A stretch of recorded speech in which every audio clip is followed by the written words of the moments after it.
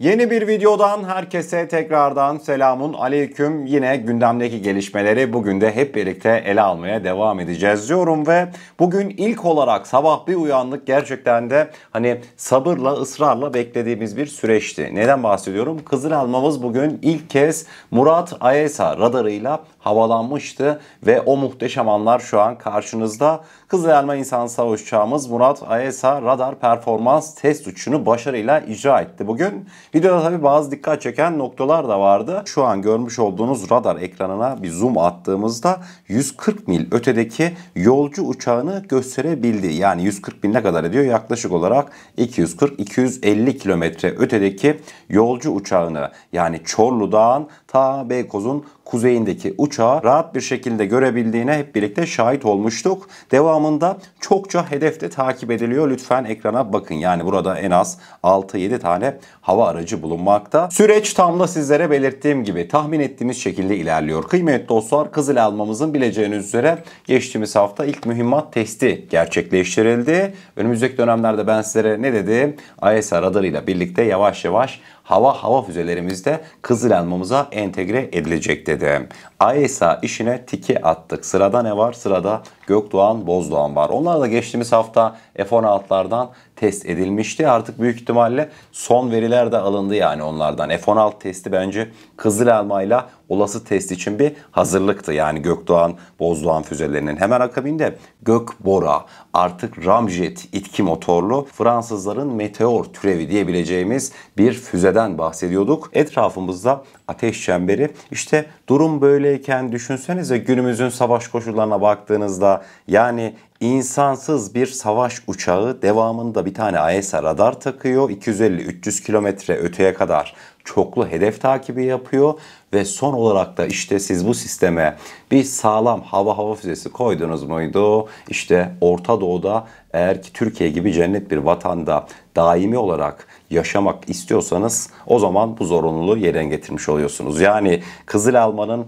AESA ve hava füzeleriyle donatılmış şekli başka bir Türkiye göreceğiz. Onu diyeyim sizlere. Evet, siperlerimiz, çelik kubbelerimiz, hisarlarımız çok önemliydi ama yani Kızılelmalar belki de coğrafyamızın dört bir yanında artık hava devriyeleri dahi atacaklar bundan sonraki vakitte ve işletme süreci de F-16'ya nazaran çok daha düşük olacak ve yedek parça sıkıntımız olmayacak. Bence bu çok önemliydi. Bileceğiniz üzere motorları şu an Ukrayna'dan çözülüyor.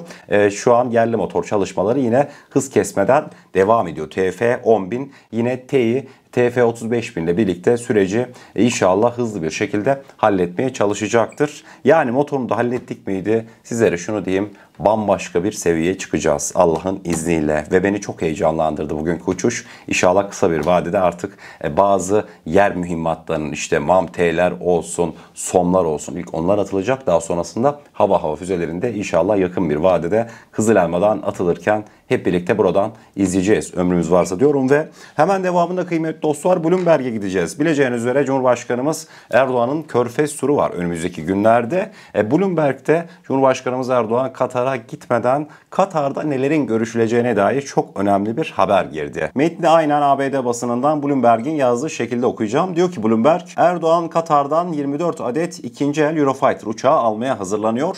Cumhurbaşkanı Recep Tayyip Erdoğan bu hafta Katar'a giderek 24 adet ikinci el Eurofighter Typhoon savaş uçağı satın almak için görüşmeler yapacak. İngiltere'nin arabuluculuğunda yürütülen görüşmeler Katar'ın Tranche 3A modelindeki jetlerini Türkiye'ye devretmesini öngörüyor. Ayrıca Türkiye 16 adet yeni Tranche 4 tipi uçak alımı için de müzakere yürütüyordu. Henüz anlaşma tamamlanmadı. Teknik ayrıntılar üzerinde müzakereler sürüyor. Daha öncesinde de Katar'dan Eurofighter'lar alınacak. Bayağı yazıldı, çizildi. Bunun sebebi de aslında basit. Hani şunu demeyin. Ne yani Kaan, ikinci el uçak mı alacağız? Kıymetli dostlar, bileceğiniz üzere bizim o geçiş sürecimiz artık iyice daraldı. Şimdi de bir de Kaan'ın motor tartışmaları falan filan sürdü. Ben eminim TEİ şu an bayağı bir hırslı şekilde çalışıyor. Yani yerli motor 2032'de verilecekse Kaan'a artık 2030-31'e çekilmeye çalışılacak. Şurada önümüzde 4-5 yıllık bir süreç var. 4-5 yıllık süreç içerisinde biz gitsek zaten 0 Eurofighter alacağız desek 2 sene işte anlaşması, sözleşmesi sürdü. 3 sene teslimat, 5 sene zaten ilk uçağın elimize gelmesi sürer. Yani anladınız mı? Yani 0 uçaklarda böyle oluyor süreç. Biz onu yapmak yerine Katar'daki Eurofighter'lar zaten hani çok kez girdik çıktık. Katar'la yapmış olduğumuz beraber tatbikatlar mı derseniz Konya'da Eurofighter'ları her gün görüyorduk. Yani Türk Hava Kuvvetleri zaten önceden bugünleri gördü ve alıştırmasını yaptı. Katar'dan uçağı aldığımız takdirde bir yıl içerisinde çok kısa bir vadede bu uçak problemi de çözülecektir. Özellikle de şimdi Almanya Dışişleri Bakanlığı'nın Türkiye'ye yapmış olduğu ziyarette bence bu konuda önemliydi. Almanya Dışişleri Bakanı kendisi açık açık söyledi. NATO müttefiğimiz Türkiye ile işbirliği yapmayacaksak kiminle yapacağız dedi. Aslında yeşil ışığı da yaktılar son yapmış oldukları ziyarette. Bakalım neler yaşanacak ama gözümüz kulağımız tahmin edeceğiniz üzere Milli Muharip uçağımız Kaan'da. Bunlar sadece bir geçiş süreci, lütfen bunu unutmayalım diyorum ve şimdi bugün sabah saatlerinde şöyle Yunan basını neler yazıyor, neler çiziyor bir bakmak istedim. Pentapost.agma'ya bir girdim. Karşıma şu görmüş olduğunuz başlık çıktı. Pentapost.agma diyordu ki onları utandırdı. Ankara'da Kıbrıslı Türk videosu öfkeye yol açtı. Keşke Yunan olsaydık diye bir başlık atmıştı Pentapost.agma. Pentapost.agma hangi videodan bahsediyor biliyor musunuz? Dün sosyal medyada gündem oldu. TikTok'ta kullanıcı adı Kuzey Kıbrıs Türk Cumhuriyeti olan bir tane şahıs bir tane video paylaşıyor. Paylaşmış olduğu videoda diyor ki eğer ki biz Rum olsaydık, Kıbrıs'taki Rumlardan olsaydık böyle bir hayat yaşayacaktık diye işte saçma sapan affedersiniz işte McDonald's'tan hamburgerler bilmem efendim alışveriş merkezleri devamından Luna Parklar falan filan bir video paylaşıyor. Altına gelen yorumlar ise gerçekten de hani benim içimi sızlattı. Yorumlar şu an kısaca karşınızda. Şimdi videonun müziğini telif olduğundan dolayı sessiz koydum ama gördünüz değil mi? Yani ekranı durdurup yorumları okuyabilirsiniz. Yunan basınından Pentapost.agma'da işte bugün bu sabah bu videoyu paylaşarak Türkler çok gergin. Kuzey Kıbrıs Türk Cumhuriyeti'nde yaşayan bazı vatandaşlar keşke Rum olsaydık dedi. İşte kendileri övünmüşler. Türkleri çıldırttık demişler. Rum kesimi sanki ütopik bir çağ yaşıyor da Kuzey Kıbrıs Türk Cumhuriyeti çok geri kaldı. Kıymetli dostlar tabii burada belli başlı şeyleri belirtmek isteyeceğim. İlk olarak şimdi yorumları gördünüz. Çoluk çocuk zaten hepsi böyle 17, 18, 15 yaşlarında liseli çocuklardı. Profilden anlarsınız direkt ergen yani. Size kısaca öyle diyeyim. Kıymetli dostlar o çoluk çocuğa pek kızmayın. Ben sizlere diyeyim yani. Yani 15-18 yaşında çevrenizde vardır belki kendi çocuğunuz veyahut da işte akrabanız, kuzeniniz, yeğeniniz. O yaşlardaki çocuklar için zaten böyle şeyler normaldir. Yani hamburger için kıta değiştirirler ki zaten öyle olmuş. Bir tane McDonald's yemek için adam keşke Rum vatandaşı olsaydım diyor. Çocuk yani aklınız alıyor mu? Oraya takılmayın. Bunlar çoluk çocuk. Asıl takılmanız gereken nokta ne biliyor musunuz? Bunların ebeveynleri. Ne iş yapıyorlar? Yani hiç mi anlatmadınız geçmişte çok değil ya 50-60 yıl önce neler yaşandı? Yani hiç mi anlatmadınız bunlara? Kıymetli dostlar işte benim canımı sıkan nokta bu. Kuzey Kıbrıs Türk Cumhuriyeti'ne bileceğiniz üzere Teknofest vesilesiyle bundan yaklaşık işte Mayıs aylarıydı. Orada bir bulunmuştum 4-5 gün. Ben de böyle açıkçası severim hani Teknofest çıkışında böyle ring otobüs beklerken gençlerle liseli gençlerle muhabbet ettim. Dedim abim nasıldır işte memnun musunuz hayatınızdan? Geleceğe dair planlarınız, umutlarınız ne?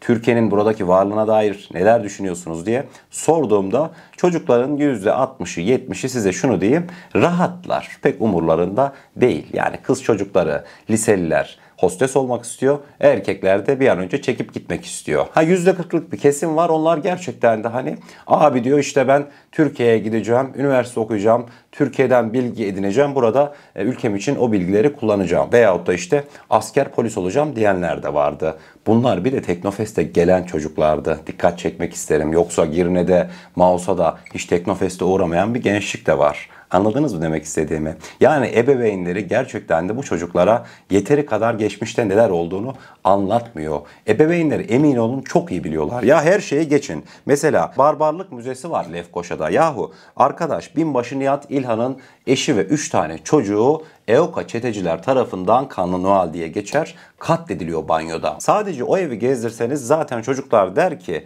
bu özenmiş olduğumuz Rumlar bize neler neler yapmış dedelerine. Yani büyüklerine. Anladınız mı demek istediğimi? Ama ne yalan konuşayım, özellikle Kuzey Kıbrıs Türk Cumhuriyeti'nin artık orta yaşlıları pek de umurlarına takmıyorlar. Onu da belirteyim. Tabii ki de çok hassas olan insanlar da vardı. Haklarını yemeyeyim, Türk askeri olmazsa olmazdır, Türkiye ne derse odur diyenler de vardı ama önümüzdeki günlerde daha iyi anlayacağız. Şimdi seçim oldu işte. Ya inanır mısınız? Seçim kutlaması diye bir video açıyorum internette. Ne bir tane Türk bayrağı var. Türk bayrağı yok, Kuzey Kıbrıs Türk Cumhuriyeti'nin bayrağı da yok. Yani bayrak yok seçimde. İnanabiliyor musunuz böyle bir şeye? Yani Türkiye bundan sonraki süreçte Kıbrıs'taki etnik faktörü kesinlikle gözetmeli. Yani etniğinde bir sıkıntı var. Yaşayan halk çoğunluğunda bir sıkıntı var. Etkilenmişler. Yani geçtiğimiz dönemlerde ben soruyordum sahadaki çoluk çocuğa. Birazcık daha Türkiye Ilımlı Bakanlığı'nın çoğu Hatay'dan gelme. Anladınız mı?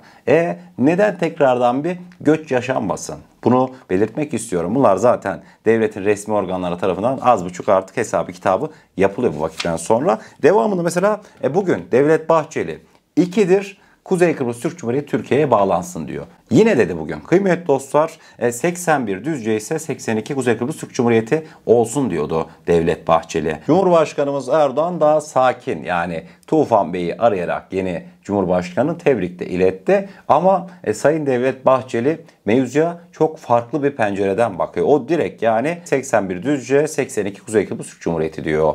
Yani bakalım nasıl bir politika izlenecek. Biliriz Devlet Bahçeli Bey birazcık da lafını esirgemez, bodoslama söyler bu tür mevzularda ama Tufan Erhürman da bundan sonraki dönemde hani göreve gelmeden önce belli başlı şeyler söyledi mi? Söyledi. O işte federal yapı, işte bilmem güneyle ortak cart curt bir takım eylemler bunları söyler ama göreve geldikten sonra yani Kuzey Türk Cumhuriyeti'ndeki Türk generaller şöyle makamınıza sizi bir ziyaret eder. Ondan sonra o söylemler devam eder mi? Buna bakmak lazım. Anladınız mı? Bundan dolayı orada o gelmiş, bu gitmiş. Ben pek etkili olacağını zannetmiyorum. Anladınız mı?